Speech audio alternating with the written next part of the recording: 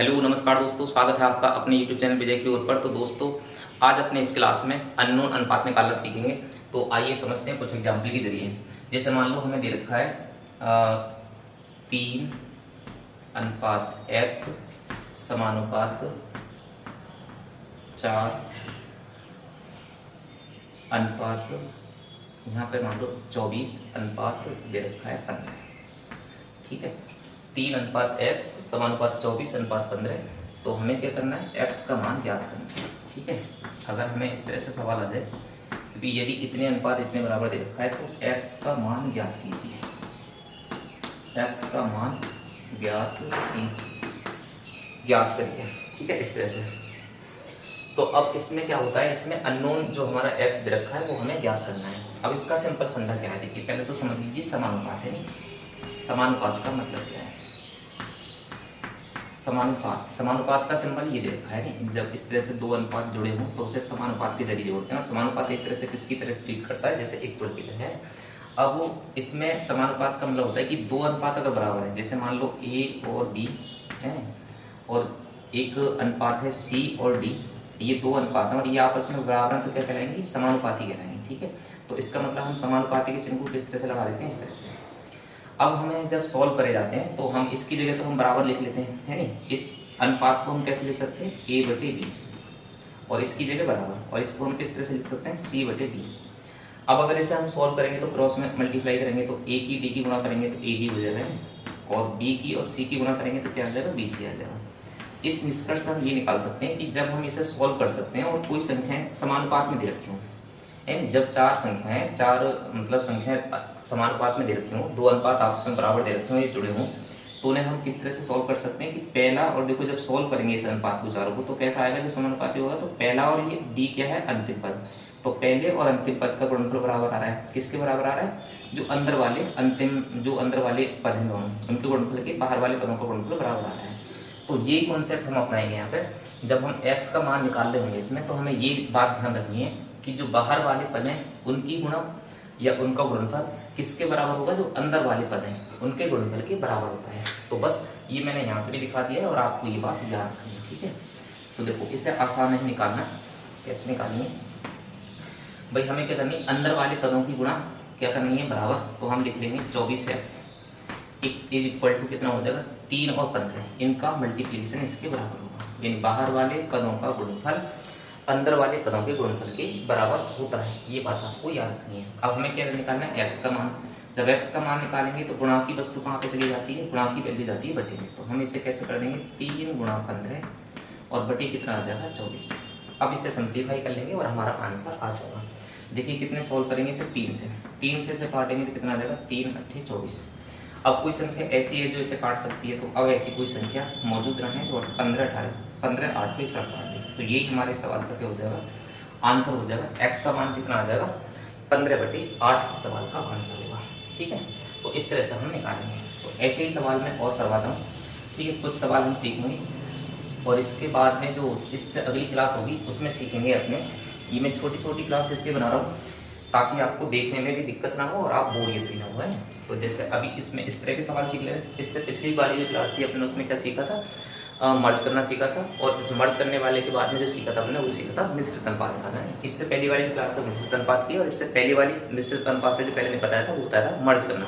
तो आप उन क्लासेस को भी देख सकते हो, और छोटी छोटी क्लास है, 8-8 10-10 मिनट की क्लास है ऐसी। अब इसमें निकालेंगे तो कितना हो जाएगा, देखो एक सवाल मैं लिख दे रहा हूँ। जैसे मान लो x दे रखा हो यहाँ पे, अनुपात 3 समानुपात, ठीक है 14 और समानुपात, ठीक है, और यहाँ पे दे रखा हो 12। अब हमें x का मान ज्ञात करना है। ठीक है, तो इस तरह से कैसे करेंगे, बाहर वाले पदों की गुणा, भाई ये फंडा हम अपनाना है हमें, बाहर वाले पदों की गुणा किसके बराबर रखनी है, अंदर वाले पदों की गुणा के बराबर। तो देखो 3 की गुणा कराएंगे किससे, 14 से। अब ये इसके बराबर होगी। अब अगर इसे सिंप्लीफाई कर सकते हैं तो इसे सिंप्लीफाई कर लेंगे। ठीक है ना, ये बात आपको याद रखनी है। तो देखो 3 से हम सिंप्लीफाई कर सकते हैं, इसे 12, ये काट सकते हैं, ये वाली वैल्यू अगर ऐसे दे रखी बराबर में तो काट सकते हैं। 3 से ही काट दिए 4 बार। अब x का मान निकालना है तो कितना हो जाएगा, 14 बटे, और गुणा की वैल्यू कहाँ पे जाएगी, बटे में। ठीक है, अब इसे सॉल्व करेंगे तो कितना आएगा, देखो 2 से अगर संख्या कट रही तो काट लेंगे, 2 दूनी 4 और 2 सत्ते कितना हो जाएगा, 14। अब कुल मिला के 2 से भाग दे तो नहीं तो इतना ही आंसर आ जाएगा 7/2, और नहीं तो इसे आप कितना ले सकते हो 2 से भाग दोगे तो कितना आ जाएगा 7 का आधा 3.5। ठीक है, इस तरह से तो हमारे x का मान हो जाएगा यहाँ पे 3.5। तो इस तरह से हमें मान निकालनी है, ये बात आपको याद रखनी है। ठीक है, चलिए 1-2 सवाल और लेते हैं। जैसे मान लो हमें दे रखा हो 3x अनुपात 15 समानुपात 18 समानुपात, ठीक है 20। अब हमें x का मान ज्ञात करना है इस सवाल में।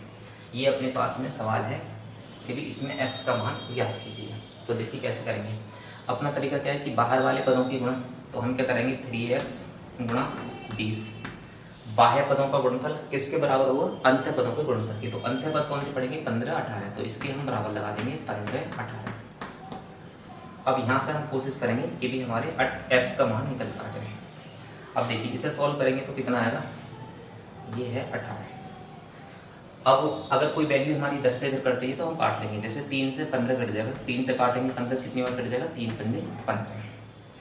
अब 5 से 20 कट जाएगा तो हम इसे काट सकते हैं, 5 से 20 कितना बार कटेगा, 5 चौ 20। ठीक है, अब 4 से 18 काट सकते हैं तो काट सकते हैं, 2 से काट सकते हैं, 2 दूनी 4 और 2 ने 18। अब x की गुणा में कितना बचा, यहाँ पे देखो 2x बचा और इधर कितना बचा 9 बचा। अब x का मान निकालना है तो कितना आ जाएगा, गुणा की वैल्यू कहाँ पे आ जाएगी, बटे में आ जाएगी। तो कितना आंसर होगा 9/2, और इसको हम ले सकते हैं 4.5। तो ये x का मान इस सवाल में कितना होगा 4.5 होगा। तो इस तरह से हम इस सवाल को कैलकुलेट कर सकते हैं आसानी से, जो अननोन रेशियो उसे ज्ञात कर सकते हैं। चलिए 1-2 एग्जाम्पल अपने और करते हैं, और इस तरह से आप ये निकालना सीख जाओगे। आपकी जो किताब होगी मैथ के आपके पास में, जिस किताब से भी आप पढ़ रहे होंगे उस किताब के जरिए और एक्सरसाइज आप कर सकते हो। ठीक है, चलिए दूसरा सवाल करें तो देखो हम लिख ले रहे हैं, ये दे रखा है जैसे 14 अनुपात 15 समानुपात, ठीक है यहाँ पे दे रखा है अपना 7x और समानुपात 30। हमें इसमें x का मान ज्ञात करना है। तो बताइए, देखिए आप सॉल्व करके देखिए कितना आंसर आएगा इसका x का निकालिए। चलिए मैं बताता हूँ देखो यहाँ पे। तो हम क्या करेंगे, इसमें भी क्या करेंगे, अंदर वाले पदों का गुणनफल। तो क्या कर लेंगे हम 15 गुणा 7x, ठीक है, बराबर क्या करना है 14 गुणा 30, 14 गुणा 30। तो इस तरह से हमें लिख लेना है। ये बाहर वाले पद हो गए 14 गुणा 30, हमने एक साइड लिख लिया, अंदर वाले जो पद हैं उनको गुणनफल एक तरफ लिख दिया। अब इसे सोल्व कर लेंगे। अगर कोई वैल्यू है जिससे काट सकती है तो काट देंगे। जैसे 7 से 14 कट जाएगा, 7 दूनी 14, ठीक है। 15 से भी ये 30 कट जाएगा, तो 15 से ये कटेगा, कितना हो जाएगा 15 दूनी 30। तो x का मान कितना आ जाएगा, x का मान आ जाएगा 2 दूनी 4। तो ये ऐसे सवाल सिंपल हैं, आप आराम से निकाल लोगे। तो किसी भी अननोन सवाल को निकालना हो, तो अननोन मान को निकालना हो, अननोन x दे रखा हो, अननोन नंबर दे रखा हो या अननोन रेशियो दे रखा हो, तो किस तरह से हम निकालेंगे। तो ये आपको ध्यान रखना है, बाहर वाले पदों की गुणनफल जो गुणा रखनी है वो अंदर वाले पदों की गुणा के बराबर रखनी है, और उसे कैलकुलेट करके सिंप्लीफाई कर देना है। ठीक है, चलिए तो ये जो कॉन्सेप्ट है ये आपको समझ में आ गया होगा। नहीं, बाकी सिंप्लीफिकेशन है। आप जितने सिंप्लीफिकेशन करोगे, जितने ज़्यादा क्वेश्चन करोगे, उतनी ही ज़्यादा आपकी सिंप्लीफिकेशन हो जाएगी, उतना ही अच्छा कैलकुलेशन हो जाएगी। ठीक है ना, तो ये चीज़ समझ में आ गई होगी। लेकिन इसके साथ में एक सवाल आपको दे रहा हूँ, इस सवाल का जवाब अपने कमेंट में ले सकते हैं। ठीक है, जैसे मान लो एक सवाल में दे रहा हूँ 3.5 अनुपात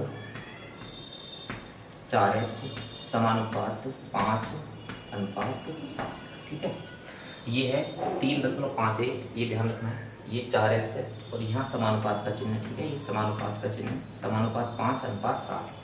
तो इसमें हमें क्या करना है, x का मान ज्ञात करना है। ठीक है, तो इस सवाल का जवाब आप अपने कमेंट में जरूर करें, और ये आराम से मेथड समझ में आ गया होगा। ठीक है, तो इसी के साथ ये छोटी सी क्लास है अपनी अननोन अनुपात निकालने की, और इससे पहली वाली जो क्लास है मिश्रित अनुपात निकालने की, उसे भी आप देख लेना। ठीक है ना, तो इसी के साथ आज की अपनी क्लास यहीं पर एंड करते हैं और मिलते हैं नेक्स्ट क्लास में जल्दी ही। नमस्कार।